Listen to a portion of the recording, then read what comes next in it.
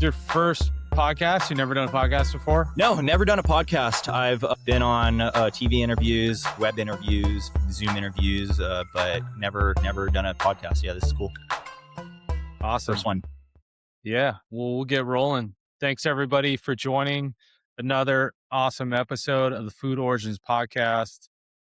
I'm really happy to have Derek Ikeda on. I've been following Derek since, and your family, of course, for a long time, but it was also mentioned, shout out to Bobby Takahashi, another Japanese American who is part of Takahashi Market in San Mateo, a very long standing market as well. That's got a lot of history. So we're going into a lot of Japanese American history today, but on the short intro, Derek Ikeda is the third generation owner of Ikeda's Bakery in Auburn and Davis. There's 2 locations. There's a restaurant also in Auburn, which I've been to, which is super awesome, and a 50-year history of the orchard started by his grandfather. And I couldn't be more honored to have you on, Derek. Appreciate taking your time. Looks like you're hiding in the storage room. This is our office right here. Yeah, our small storage office. That's the business for you, and I appreciate you taking the time out to share your family story and share your story. So thanks for being here. Of course, yeah. Glad to be a part of this. Thank you. Honored to be a part. Thank you. Yeah, and let's just get right into it. I mean, just give us where the story start for your, where the history start for your family. Yeah. So as you mentioned, we are a Japanese-owned American business. I'm actually So it would be the third generation owner, like you explained. My grandparents started it. My grandma and my grandpa actually started it. They came in from the Japanese internment camps after the war, and they released everybody in the Japanese internment camps. They said, okay, you know what? Let's go see how we can get a job. So they kind of spread out across California, got some farming experience, got some service experience as well. My grandpa was a servant boy, I guess they would call it back in the day, for a very rich family in San Francisco. But doing that, he learned how to, treat the higher end clientele, and knows that, people that have more really expect to have a little bit more of a little higher quality. And so being able to cater to that, I think he learned a little bit more about service through that.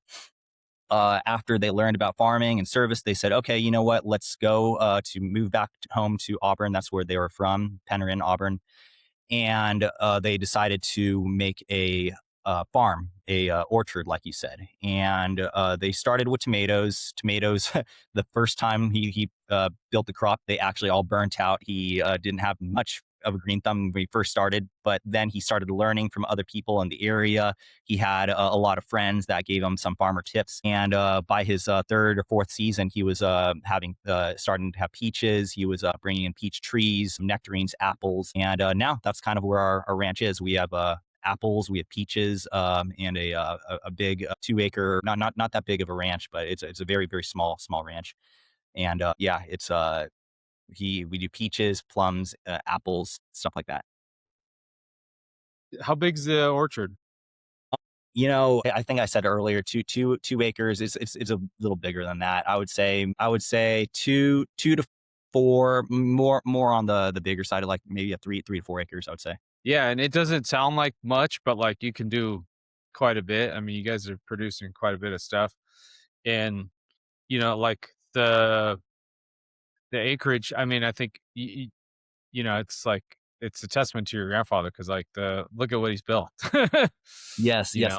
It was started very small. As you know, we have a very small orchard, but we try to produce very quality fruit. So with the orchard, my grandpa always knew that he wanted to produce really high quality products. He didn't want to produce quantity. He wanted to go for quality. And so our orchard is a very micro orchard, but it is very quality. Where the peaches, sometimes they'll have, maybe 10 peaches on a branch. And what we'll do is we'll go and prune it, we'll thin it, maybe turn those 10 peaches on the branch into maybe only 2 or 3, so that all the power, all the flavor concentrates into those peaches that get really big, rather than having peaches maybe like this, 10 peaches this size on a branch. You get three peaches that are like really, really big and juicy and flavorful. And so that's kind of what we focus on at our farm and our market too. Yeah, I mean, going back to the Japanese roots, I mean, it's deep. So you got some deep roots in there. What was that like growing up? And did you hear a bunch of stories about when they were in the camps and the struggles of starting the orchard? What was that like?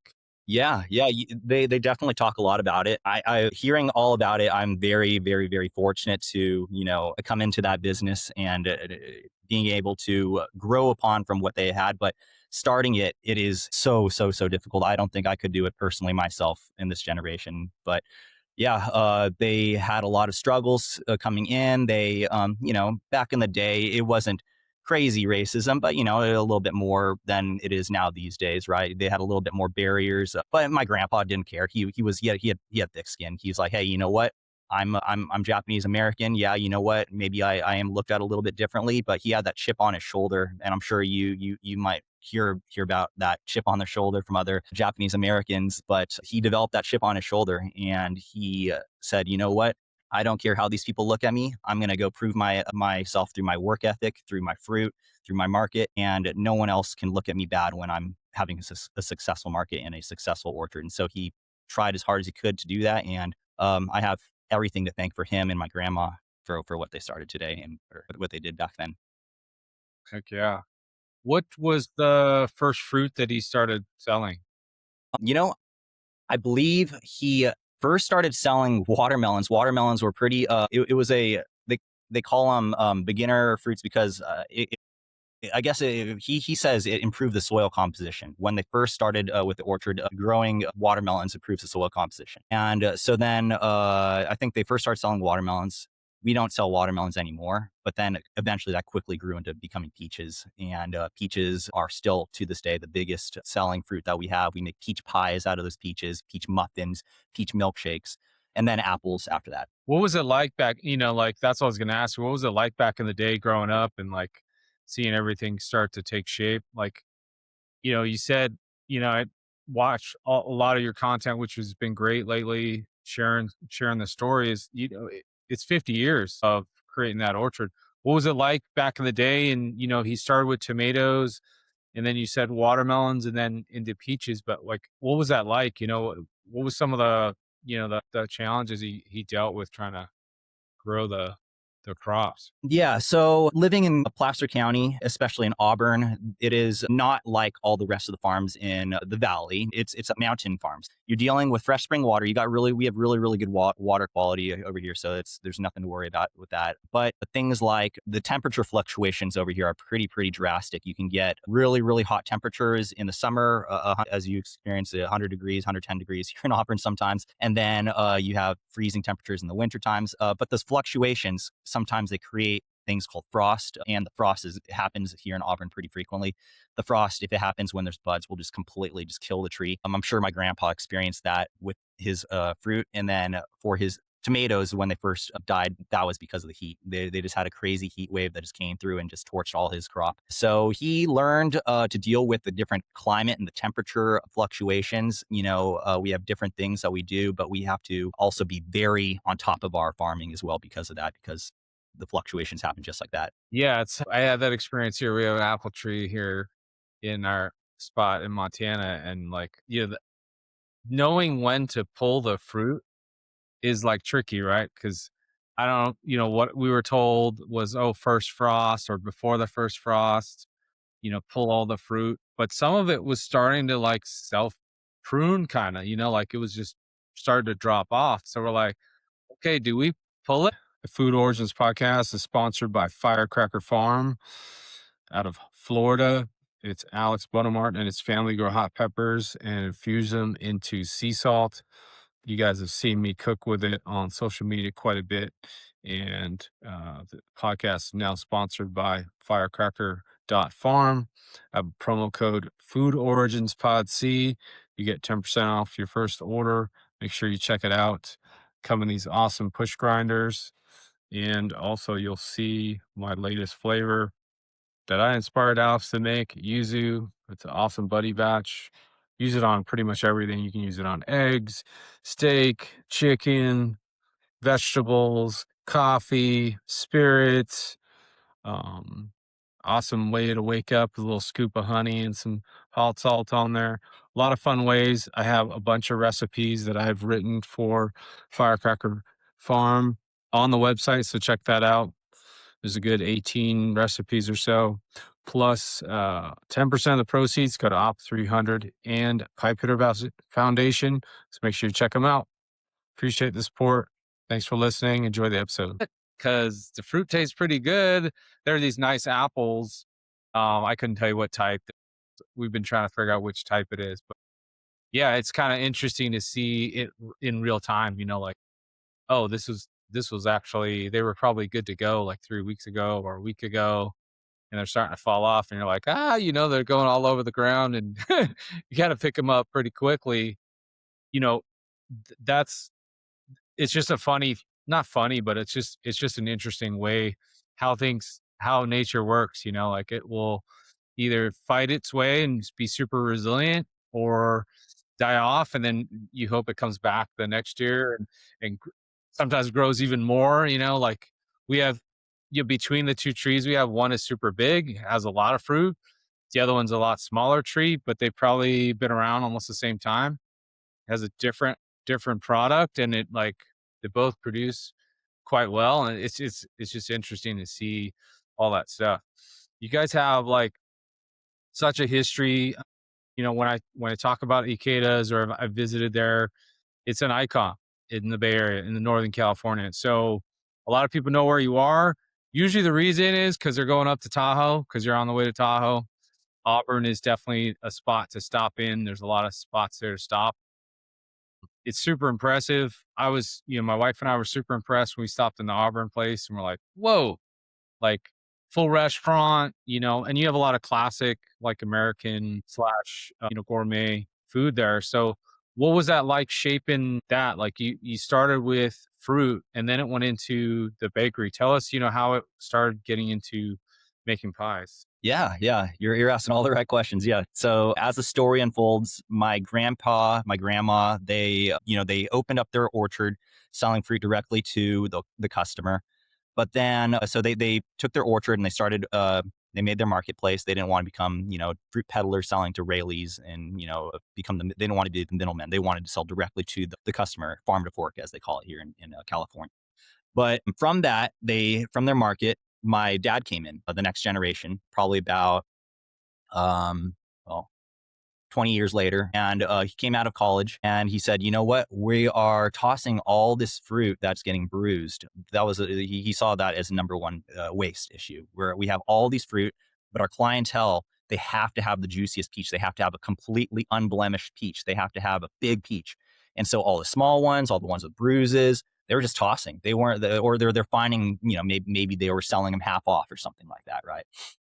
And my dad says, you know what? We can turn these peaches, these bruised peaches, we can turn them into delicious tasting pies. With these apples, we can turn them into pies. And so he went and he researched a whole bunch of different recipes. He went and he hired a professional baker from Los Angeles. She came up, she moved up here and started our whole entire recipes, became our bakery manager for a little while, and then eventually, helped us develop some recipes for our pies. And the rest is history. Now pies are actually probably the number one export that we have. We sell way more pies than we do fruit, and people probably know us more about pies than we do for fruit. But always, always, always at the soul of our delicious fresh fruit pies is the reason why they are delicious is because they're coming from a delicious fruit.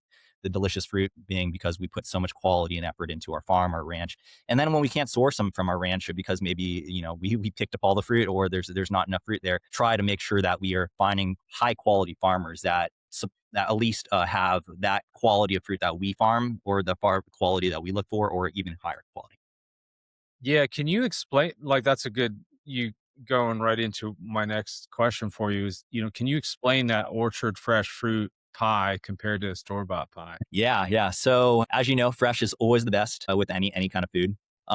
But yeah, sometimes with store bought pies, you're getting preservatives in there. You're getting a apple that has been frozen. Maybe they call them IQF apples that are just more they're the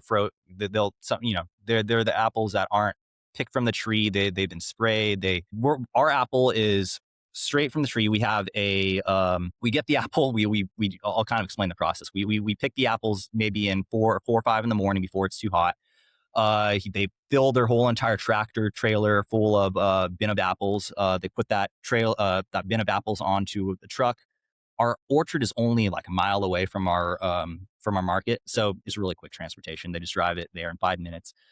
From there, they unload all the apples. We have a pretty cool machine. I wish I could kind of take you on a tour here, but show you the machine. But the machine is in our store. You put in the apple, and it peels it, cores it, so it turns a fresh apple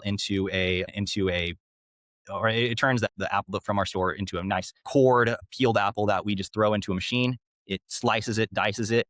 So probably within 2 hours of processing, that apple that we picked from the tree is sliced, diced, mixed into cinnamon starch to make it more gel, and then basically we put it into our pie crust, load it up. There's not really too much special things we do with our pie. It's just really, really fresh, really, really high quality apples. And I'm not sure how maybe another store-bought pie would do theirs, but that's the way we do ours. We know that it's a little bit more fresher, or a lot more fresher than most pies probably or people are getting. And we hope that the people taste that quality. I think that's the reason why people continue to come back to us. Yeah, for sure. I mean, that's, you set the standard high, so that's why everyone's coming out there. Thank you. You talked about how the orchard started. Did you have any, with the being Japanese, did you have a lot of influence in the bakery and in the orchard, like some of the cultural influences Yeah, go? yeah. So, Japanese, as you probably know, has a very my grandparents always had the strongest work ethic. It was that is what we believe the strength of our family is. No matter what, if there's going to be troubles or whatnot, struggles, we know we're going to get through it. We know that if there's problems in the bakery, there's worker issues, if there's a supply line issue, even if there's problems in the orchard where our ranch manager can't get a sprayer piece, and I have to go source it, whatever it is, we know we'll get through it. I think that Japanese work ethic helps you be able to crush through anything, and not just Japanese work ethic, but work ethic in general. But I believe that me as a Japanese American, my grandparents definitely raised me with a work ethic, and I believe that all Japanese Americans probably have that too, as you probably noticed. Yeah, I've noticed. That's awesome. Can you just tell us, give us a couple stories, maybe some challenges that they dealt with, really trying to start this orchard, trying to start a bakery and a business in Northern California, like that's a in itself. And then we can talk about some day-to-day stuff later, like today. Maybe you've probably got some newer challenges in the modern day. But tell us some of the things that they had to kind of grow through to keep this going. Yeah. So back in the day, since we're talking back in the day, not today, there was a lot less red tape, but there were also, they still had to go through the county for everything. And so my grandpa would just say, okay, so for example, maybe building on, if you visit our market, we also have a restaurant side. And that restaurant side didn't always look like that. It wasn't fully attached. It wasn't as big. That the eating area was a lot smaller. And a lot of our customers would come through and they'd be like, hey, Sam, we love your restaurant, but you only have maybe 2 or 3 tables for us to eat in. So Sam's like, you know what? Okay, I'm just going to go and build you guys I'm going to go and build some more space for you guys. The county wouldn't allow it at that time, but Sam just kind of went and did my grandpa went and did it anyway. He's like, you know what? I'll go and I'm just going to go ahead and do it. I don't really, I know that there's struggles, but I guess back in the day, you can kind of just do that. And somehow he curried favor with the county. I don't know if it was with a lot of pies or with a lot of fruit. I don't know how somehow he curried favor, and technically we are now grandfathered in with that. So there's no way I could do that this day and age. But that was kind of maybe the one more market struggle. If you want to maybe speak toward that orchard struggle, a big problem for us was getting the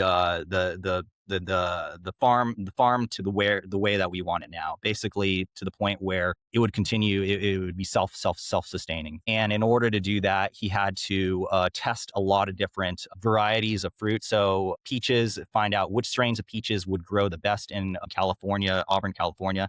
He went through probably over 40 different strains of peaches until he found out the right ones that people found were delicious. but also were hardy enough that they wouldn't just die on a tree and or that the tree wouldn't die off in 3 or 4 years. They started finding special ways to graft peach branches onto hardier, stronger trees, maybe even different bases of different trees, so that the base was stronger, but they was still getting a delicious fruit. Little Oh, things it's, like that throughout the orchard time, I guess that helped them get to the orchard to where it is now. But maybe that was a huge struggle back for them back in the day. yeah. Okay. That's super interesting about the grafting.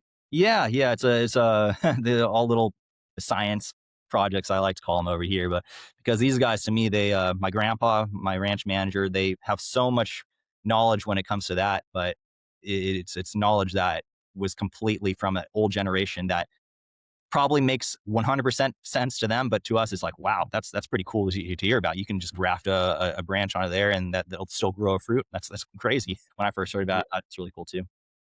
Yeah, and people don't realize. I mean, people do understand, but people don't realize California, the side you're on the east side, is the agricultural belt of California. Like it's huge.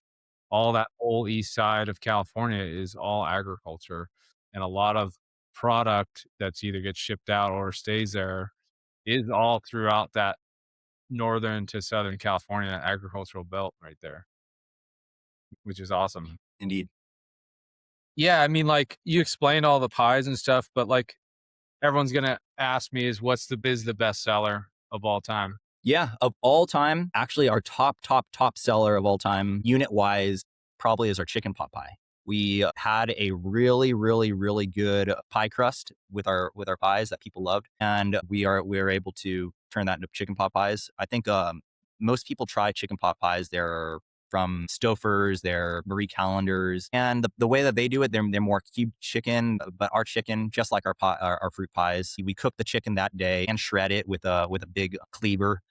We cook all the vegetables all that day. And nothing's frozen in the chicken pot pie except for maybe the peas. Everything else is fresh and everything is made right then and there. I mean, you can buy our chicken pot pies frozen. They still taste delicious, but when you buy them from the store, hot baked from the store that day, that's the best way to get it because we just baked it that morning. And so, yeah, I would say the chicken pot pies probably are number one, and then out of all our pies, because that's also the biggest roast, the Dutch apple pie and the peach pies. Yeah. Funny story. I have a chicken pot pie in my freezer right Oh, now nice, awesome. from From Ikeda's, from Ikeda's. I awesome. had it while we were in Stockton. You know, I was in Stockton for about a year Yeah, for Montana, and we stopped in, and my wife loves chicken pot pies, so we got some, and we just never ate the second one. We bought two of them, and I was nice, like, I'll save it when I get up to Montana. And then the funny thing is that here we are talking about it, and it's sitting right there. So we'll bust it out one of these cool, days. But cool. yeah, Good to hear. they Thank you. are super good. But Glad you like liked. talk about some of the other things you have.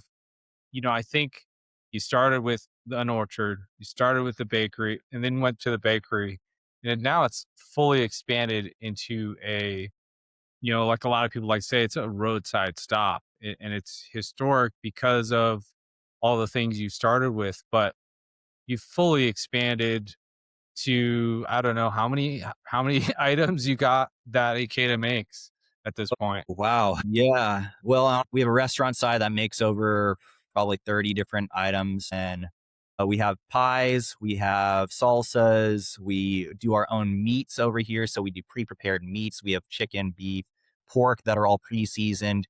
I mean, and we don't make it, but, we get whole salmon that's in a whole, like, the salmon that's not slices of salmon. So that when it's in the salmon seal already so that we cut it. It's basically fresh for the customer. But yeah, we make a lot over here. We're always in full production. We have multiple people switching out every single day that are always producing pot pies, salsas, all those kinds of things. So yeah, we love food here. We're always making new foods. And you've got, like, if you walk in the store, there's all like a lot of Ikeda labeled items. So there's like snacks too. There's like a whole bunch of stuff. Do you have some that are your personal favorites, or you're like, I'm glad we started making this, or either a sauce or mixed nuts, or you got so many different things. Yeah, man, it changes, years. I feel like we have something for every few years of generation of change. Like when I was a kid, obviously I loved the sour belts. So we have these packaged sour, all our candy, we get in really small batches. So since we package it in small batches, it's really really fresh candy. All the belts are going to be soft. Nothing, no candy should ever be stale at Ikeda's, because unlike when you buy candy at the giant retailers, they'll have warehouses where they're just storing those candy for days, right, or for a long months. And for us, we get it right from the company. We're packaging it, and if you're buying it, you probably are getting a cat packaged candy you know within a week. We After the candies, and then I would probably say, man, when I was a teenager, I loved getting our it was the we don't I wish I could, we don't have it anymore, but it was a freeze dried corn. We were switching out new things all the time. And then now, for right now, I would say the best thing that we have prepackaged. I love meat. We have a really really good American Wagyu that we started getting in, and then we also import A5 Wagyu every now and then. I'll treat myself to that. I can't say it's my favorite thing because I don't get it all the time, but man, whenever I do have a chance to, I just love getting the A5 Wagyu that we have here. I love food, finding out good food, and bringing it to the stores. Do You'll you know what? more. Do you know what farm you get the A5 from? Geez, I don't know which farm it's coming from. It's coming from Miyazaki though. Yeah, Miyazaki in Japan. Putting you on the spot on that one. Yeah. No, anytime you need a Wagyu, I can get you Wagyu. But yeah, the Miyazaki Wagyu, that's where we're currently getting it from. I highly recommend it. It's good stuff. Yeah, I mean, we can talk offline on Wagyu all day because interviewed Mark Melnick of Team Trex, so who's the biggest Wagyu importer in the country. Man. That's Numamoto Takamori Wagyu on. Yeah, that's the drunken Wagyu. Okay. So if you ever wanted something different, Yeah. Takamori Wagyu, it's Yeah. good. We got to talk some Real Wagyu later. That's awesome. Yeah, and, I think we could. I mean, this is a conversation. That's why we're here. But like, yeah, the Wagyu is he designed it. He was looking for.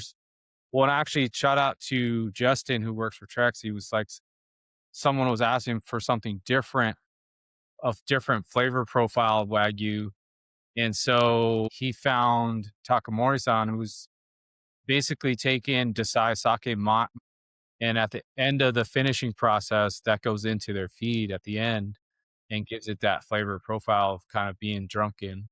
A lot of people like say, "Oh, they drink sake or something." I'm like, "No, that's not how it goes." Yeah. They they've got to feed them the mash from making sake, and that's its flavor profile, and it's super super good. So it's pretty neat to hear how that happens. And when someone says A5, you do got to get specific because it's coming from a different you know prefecture and farm, Yeah. and then all the grading scale. So yeah, shout out to Takamori Wagyu. That's awesome. I got to try that. It sounds awesome. Super good. Super good. Um, you know, getting into, being kind of old and new, you grew up in the business, it's been around a long time. How do you balance like tradition and then kind of modernizing things? Like when do you know to keep things old school, and then what do you know to bring it up to today? Yeah. Excellent question. That is something, as a new generation coming into an established company, business, that I always have to ask myself that question almost every single day, but most of the time, whenever I'm bringing in new product or seeing how I can add in a new service to the store. For example, let's talk about product. We have a lot of product at our store. And I've brought in a few things, but for example, maybe one thing would be like our key lime pie. We didn't have a key lime pie before. We had a lemon meringue before, when I was around, before I came in. But the lemon meringue had a moisture issue. So we decided to change to a key lime pie. I needed to make sure that key lime pie was, number one, not going to cannibalize many other sales, that it would be an added sale, but more along the lines that it would be able to replace that lemon meringue pie thing. So a big thing is maybe not stepping on the toes of my uncle or my dad, but at the same time, they know, and they've given me a lot of trust to be able to expand. And I have a lot to thank for them, and also the team that we have as well here. They're anytime I'm trying to add new things in, they're not rolling their eyes like, "Oh God, Derek, come on, here we go again. We're this is gonna tax the system." They're like, "Okay, let's see how we can do this." And I think that's a part of the reason why we're so fresh, because we're always adding in new things, as well as also keeping the staples. Right? You want to keep the originals that make people happy.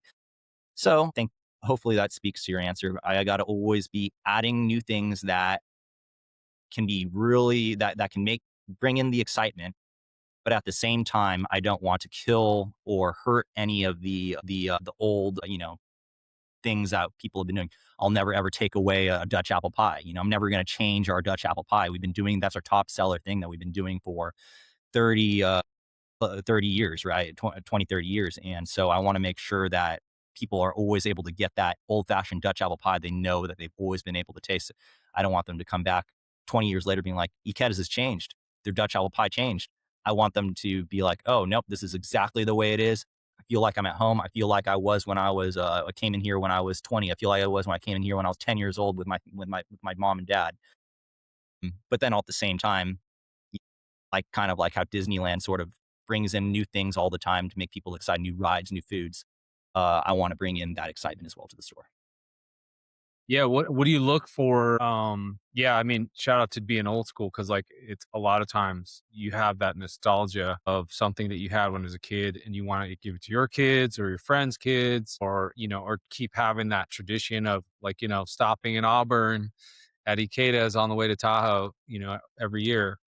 And I know a lot of people do that and they look forward to going to the bakery or the shop in Davis as well. So like what are you looking for, for the future of Ikeda's? Like what are you looking for like new product wise or new anything, sometimes it's a process too, right? Yeah, I'm always whenever I'm out vacationing, just with my friends. I'm always loving. I'm a huge foodie. I'm always trying new foods, whether it's the newest hole in the wall that just opened up in Sacramento, or whether it's a really nice fine dining restaurant that is at the cutting edge of their culinary techniques. I like to try them all just to see what new things we can add to the store, or just so I know what's at the highest level of food as well. And I'm not saying highest level is cutting edge. But those hole in the walls also, sometimes have these crazy flavors, and it is like these certain the way they do things. Maybe they're not cutting edge, but they make it work, and people love them for it. And so there's a lot to be said about that as well. I think there's a little bit of charm that you want to learn from as well, right? And so you see the way they do things, you see the way they're cleaning, you see the food that they present, the food that they're bringing out, and you say, okay, how can I add that to Ikeda's? And so I think those are the things that inspire me. Those are the things that I'm always looking for. If I try a great food that I love, how can I add this at Ikeda's? If we go to England, we try a beef pasty. We're like, dang, this thing is delicious. How can we start adding this to Ikeda's? Okay, well, we're going to use our crust. We're going to have to research a recipe. We're going to get ground beef, bacon, all these things we already have, and then we form a recipe, yada yada, and then we give it to the public.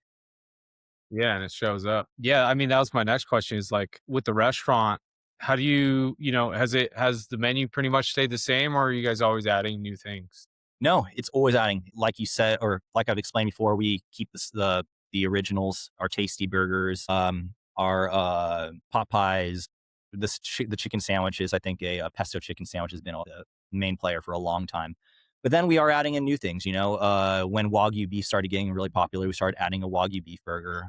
We started adding Dungeness crab sandwiches. Maybe about 10 years ago, we added that, a fresh Dungeness crab sandwich. We wanted to add a little bit more of a premium item, I suppose, for the customer that really wants something luxurious when they're traveling up to Tahoe. And then with those Wagyu beef burgers, I said recently, about half a year ago, I said, people are really getting onto that smash burger craze. I tried a really good Wagyu beef smash burger in Sacramento and also one in San Francisco. And I said, how can we bring that here? How can we start doing that here? And so I taught our team how to do Wagyu smash burgers, and now smash burgers are pretty popular at Ikeda's. But yeah, just always trying new foods, always trying to add new things. If you have anything you think that we should add, let me know. We'll try it out and see if how people like it. Yeah, I mean, well, speaking of like Japanese food, I mean, I'm going to ask you, put you on the spot to shout out some Sacramento spots or some Bay Yeah, Area spots that you yeah, like. yeah. A lot of a lot of listeners love hearing that too. Yeah, have you added any Japanese items? I know I only briefly gone over the menu once, and shout out to the chicken Caesar you guys have too. Thank That's you. like super fresh, super flavorful. But yeah, have you thought about doing that, or trying to keep it American classic? No, yeah, I've always thought we would love to add in Japanese items. Our number one clientele is not Japanese. We do have a lot of Japanese that come into the store, but that's not our number one clientele. So if it was a Japanese food item that a lot of people knew about, sushi, stuff like that, we've brought in poke bowls. That's not Japanese; it's Hawaiian. Yeah, But things like that, right? We will bring them in if they have pretty good mainstream appeal. But we have a pretty mainstream crowd, a big diversity of crowd. I don't say we just get Japanese. Japanese isn't our main crowd because we have a mix. It's like a mix of everything. So but we would like to bring in Japanese items. I thought, we have our A5 Wagyu beef. I'm like, hey, what if we try doing Wagyu onigiri, where it's really thinly sliced and you torch it. That's really, really easy to do. And then you spread on like a tare sauce or something onto it or something. I think I went to Okinawa and they were serving that there and that was really, really good. But we have Japanese melon soda. We brought that in about a year ago because that was like a really, really cool Japanese summer treat that when I went to Japan, I was like, oh, it was kind of a cool summer treat and that would be really easy to do over here. So yeah, if it's easy to do, it fits with the theme of Ikedas, which we are Japanese American, and we would love to bring in a mainstream Japanese item that would be easy for us to do. We're not sushi makers, so I don't feel like we can't really do sushi, but eventually we, maybe onigiri, maybe yeah, nigiri, maybe like start off with that wagyu nigiri, maybe, right? even the onigiri, right? The big rice Yeah, balls yeah, that are yeah, filled with like tuna or salmon or yep. something like that. Yeah. Yeah. But, yeah, we do everything we try to do things a little more special here. Not it doesn't have to be super, super special, but just a little bit over the edge. So I feel like if we'd have to try to find, yeah, a good sauce, something, a good sushi. Yeah. But like you said, that's it. It's all open. Yeah, if we can find a good recipe, something that's nice and quality, that we will definitely bring it in. Yeah. We're putting you on the spot. Sacramento, Northern California. What are your favorite spots to eat at? Yeah. So Sacramento, I live in Sacramento. I'm going to shout out Oto's. Oto's Market is a great place to always shop for your Japanese market items. Anytime I'm going shopping for Japanese things, number one place Oto's. Restaurants, Mikuni. I've grown up going to Mikuni. They're a great Asian fusion style. They are very sauce based with their sushis, but they're delicious, delicious sushis. Their nigiri and their small dishes are really good. I think one of my favorite things is their black and white. I love their special scallops. They do special scallops over there. Yeah, Mikuni is a really, really good area. Taro, the owner, is a friend of mine. He's also a great, great guy. Crew in Sacramento is delicious. They're owned by Billy No. I think that's how you pronounce his last name. I don't know him personally, but he's delicious, delicious flavors. Yeah, I heard great things about him. Yeah. Those are my some of my favorite Japanese restaurants in Sacramento. Once you get up to San Francisco, geez, uh, trying to think where this restaurant I ate at recently. It's called I think it's called Nisei, and it's either Nisei or Sansei, but I think it's called Nisei, and it's a restaurant over there. It is a Michelin, so it's a higher end level restaurant, but it is at the highest level of Japanese like cooking that I've seen in America. When I went to Japan, I didn't even see food like that. So when he really, really, really impressed me. If you really want something very, very special for yourself, and that will just blow your mind at what the level of Japanese food can do, presentation wise and flavor wise. Yeah, that's a really good restaurant. What was the Wagyu burger spot you went to in San Yeah, Francisco? yeah. So that is in Niku. It's called the Butcher Shop. It's in have you heard of it? I more than heard of it. I know Guy Crims. Guy's Yeah. been on the podcast. So Derek's talking about Niku Butcher Shop in San Francisco, which is attached to Niku Steakhouse. Yeah, yeah, they have a great burger. They have really, really good. I think their fries are killer. Their fries are. They have this really like I don't know. It's like a yuzu mayo that they put on it, and then I think they do some kind of shiso powder on it as well. But it's killer. Those fries are really Yeah, killer. that burger's ridiculous. He uses like A5 rendered A5 fat for to like to toast the bread in, and like he makes like a cheese sauce and stuff. There's all kinds of stuff he does to Wow, it. wow! I didn't know the sauce had cheese. The cheese sauce. That's really cool. The burger is phenomenal. It's really really crispy. It's the juicy burger. Everything about it is just uh, checks off all the boxes for me as what I love in a burger. Yeah, it's I can't have enough good things to say about it. Yeah. Huge shout out to Guy. Guy's been an awesome supporter, especially the entire crew that they're all friends with. So that's the Wagyu connection as well. So Okay. like, there's like five of them have all been on the podcast. So it's awesome. Jared Montabo, Chef Jared Montabo used to work there as well at Niku Butcher Shop. So he's been on the podcast. Awesome private chef. Used to work for Wolfgang Puck as well. So lot of cool things come out of that shop, and guys always trying to figure out stuff. He does do like a kind of a Philly cheesesteak once in a while I bet that's super good. with like all the A5 or yeah, with all it's it looks so good. I haven't had that, but the burger looks phenomenal. And so yeah, shout out to the whole team there, and guys always been supportive of the podcast for a long You've been time. to the steakhouse as well, the Niku Steakhouse. I have not, unfortunately, Okay. kept escaping me, but yeah, I've been to Niku many times and bought product there, and then I've had the burger, and yeah, it's super good. Their what did I say? The meat, obviously the meat's great there, but their bone marrow is probably the best bone marrow I've ever tried in my life. Yeah, guy loves to bring in some unique products. That's something that he's known for. He's an old school butcher from back in the day. He used to work at Pate Meats in Burlingame, and then moved to Niku. And he's one of the first guys to bring in Japanese Wagyu in the country. So like that whole history behind it all, and then finding the different farms, Bushugu Wagyu, he finds like different ones from all over the place. And what's a fun fact is, since we're talking about Takamori, is Numamoto was coming to town. Guy was the first one to be on the podcast like very early on. I think Oh, okay. he's under episode 10. He's before episode 10. And I was a customer first. I knew about him when I was still working at SFPD. And he was like, "What are you doing now?" I'm like, "I'm doing a podcast. I'd love to interview you." He's like, "Sure, of course. When and where?" And so we did it at the steakhouse. Unfortunately, that one wasn't on video. I was still doing just audio only, but it was really a lot of fun. And then, yeah, and then I got hit up by Mark Melnick, the founder of Trexcore, was like, "Hey, Dave, Numamoto's coming to town." So Numamoto, Guy, Justin, Jared Montabo, and then my buddy Sean, who also works for Trex, wasn't able to make it, but I would have, five of us all in one room, which would have been super cool. So I had Yeah, all of us that had all been together and all connected in some way with food, and that's what's really awesome. And so it's just kind of giving you a backstory on that.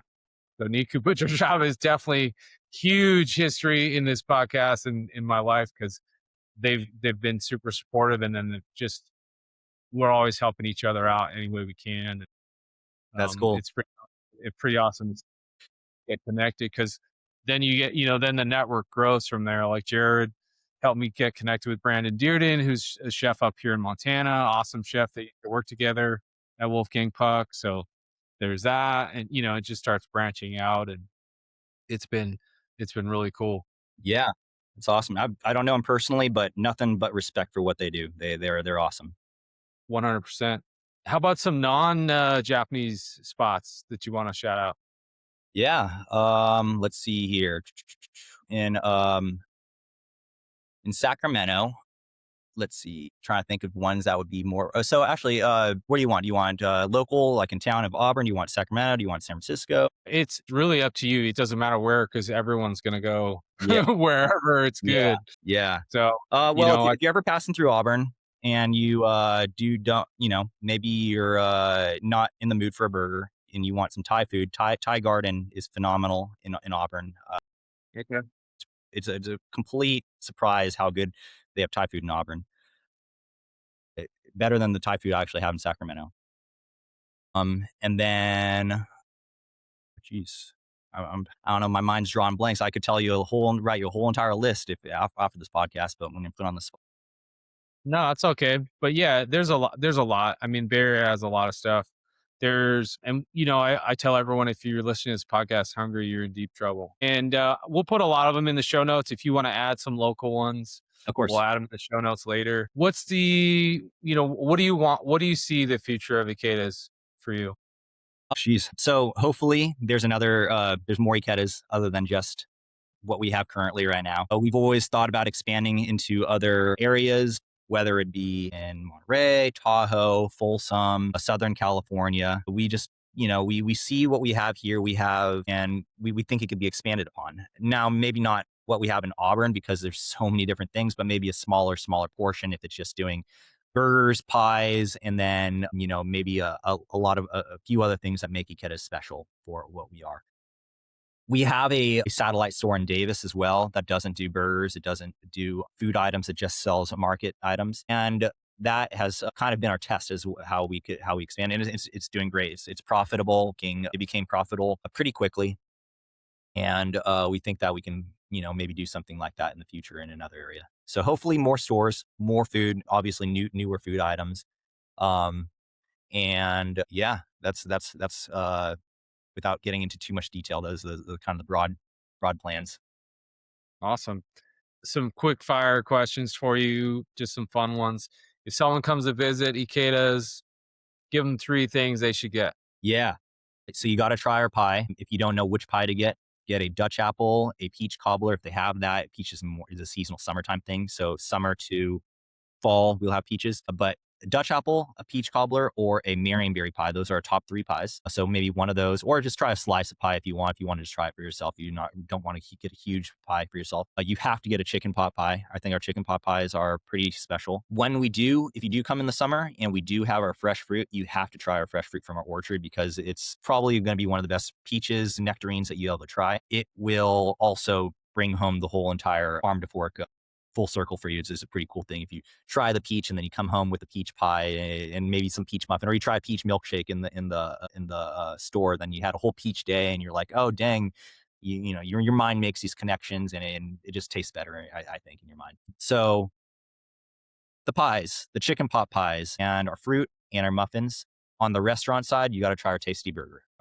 Yeah. Something I usually ask in the beginning, but I wanted to get into your family history right away, so I didn't really bring it up. But I always ask everyone, what's a favorite food that you grew up from your childhood? What's your favorite that you ate growing up? Man, the thing that comes into mind, I think I already brought it about here, but I used to love our chicken pesto sandwich here. I used to always eat that chicken pesto sandwich.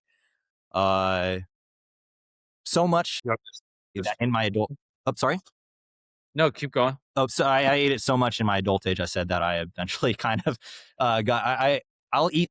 I will get into things, and I'll get so into things that I'll eat it for 2 weeks, 3 weeks straight, and then I'll just burn out on them because that's just kind of the way I am with food. But that was my thing when I was a kid. I just ate so many pesto chicken sandwiches. I love that. It's got a really great flavor profile. Do you want to describe for those people that are listening? Yeah, That's yeah, yeah. So our chicken pesto sandwich. It's on a buttered toasted French roll. It is going to be a chicken patty breast. It's going to be have pesto, made pesto sauce that we homemade the pesto. We take the basil, the parmesan, the pine nuts, and them all up here. Or sorry, and then with the sorry, where was I on the pesto chicken sandwich? Sauce, chicken sauce, good. and then Any other? tomatoes, lettuce. There's going to be a slice of melted Swiss cheese on there as well, and just the Swiss cheese, the buttered toasted French roll, the pesto sauce. It all comes together, and it's just a delicious sandwich. Yum. Sounds good. Another fun question I always ask because you're an industry guy, you're working constantly either in the kitchen, I'm sure you're a man of many hats. Is there a favorite piece of gear or kitchen tool that you're like, man, this is like super cool to use every day? It's something that everyone should have. Is there Yeah. something that, Um, man, this thing, so kitchen tool, because I was about to talk about our apple peeler. That thing's really cool, but not everybody should have that because they don't all do apples. Let's see here. A special cool kitchen tool that we have. Man, we have all different types of kitchen tools. We have giant rotary things that makes our salsa for us. That's giant like this. All you have to do is just throw in our old tomatoes and whatever every. But it basically cuts it and slices it to a point where it's not mush. If you throw that in a blender, it's just going to turn into a tomato sauce. But you actually have tiny, tiny little cubes of tomatoes that are in there, right? So it's a really, really nice salsa. We have let's see here. What about like on a small scale, like on a consumer scale? Somebody would be like, "Oh, that's a cool thing to Yeah. use." Yeah. Huh. But tell us about that apple peeler. That's the one that helps all the Yeah. for dividing everything? The reason why it's just a really, really special apple peeler. I don't know anybody that has this apple peeler. If you do know someone that has this apple peeler, please let us know because we're trying to find Oh, no. someone that can parts for it or somebody that will be able to sell us another one if this one breaks down. But yeah, it's a super, super, super interesting apple peeler. All mechanics. It looks like a Goldberg machine in the sense that you put in the apple here, it sticks. It basically has a core thing there. It has a rotating lever that pulls the apple over here, and then it starts spinning. The apple starts spinning, and it has a little shaver, so it shaves all the peel off it. While it's spinning, it's coring, so it's basically all that's left is just this apple that is no skin on it, cored out. It just falls down the chute. It falls down to the bucket, and then you just within 2 seconds, 3 seconds, you got a pie that or an apple that's already peeled. And I just don't know it blows my mind how fast that thing peels apples. You're able to get so That's many super apples. cool. Yeah, peeled. Yeah, send me a picture of it and, like, the model and name of it, and I'll post it in the video on YouTube, and then, like, it'll be up there so people can see what it looks Yes, like. yes. And, It yeah, is if like a there's seed someone that knows cell that. Yeah, machine. yeah, if someone knows how to work on it or can get parts for it or make you some parts, yeah, we'll put that out there. Super cool, man. Like, I appreciate your time and everything. What would your grandparents say about Ikedas today? Oh man, Bringing it up to speed. I Are they hope. still with us or No, no, no. So my grandpa passed away 6 years ago. So he's been gone. He was the original founder, but as much as he was the original founder, my grandma was the founder with him. She's still around. She okay. comes in twice, 3 times a week, checks in on us. She actually still take to this day. So we brought in apparel that we wanted to, t-shirts, hoodies, hats, stuff like that. And she goes home and she doesn't let anybody else touch those. She hand folds every single one, puts them in the packages and brings them in because it keeps her going. Again, that Japanese work ethic, right? She always just has to keep going, always has to keep moving. So what keeps her alive is what she thinks, and I believe it too. And so she just keeps coming in. She checks on everybody. She's the matriarch of the store. I think she's proud of what I'm doing. She tells me she's proud, so I think she is. Awesome. What's her name? Her name's Sally. Satoko is her Japanese name. She is 93 now. Woo, awesome. Yeah. So she's getting there, but she's still a very Genki, as they call it in Japanese, a very, very full of energy. You know, talking to her, she's as sharp as talking to you or talking to any of my friends. It's just incredible. But, I'll leave it up to you. Close this out. The floor is yours. Anything you want to promote, anything you want to talk about, get off your chest. It's all yours, man. Derek, thank No, you for yeah, I'm glad you had me on, Dave. I had a lot more to talk about than I expected to. You surprised me, but I'm very honored. So thank you so much for setting this up. It's really, really cool that you're bringing. I'll have to go down all your podcasts now that it's really, yeah. I mean, I got to go check out Guy's podcast now, especially too, to see all the other things you're doing. But it's really cool. Thank you so much. We're honored. Yeah, just our whole entire team, not just me, my family, my grandma, our managers. It's a whole livelihood here. So the promotion work that you're doing for us, we really, really appreciate it. Thank you. Oh, yeah, you're welcome. All right, everybody, we're out. Arigato.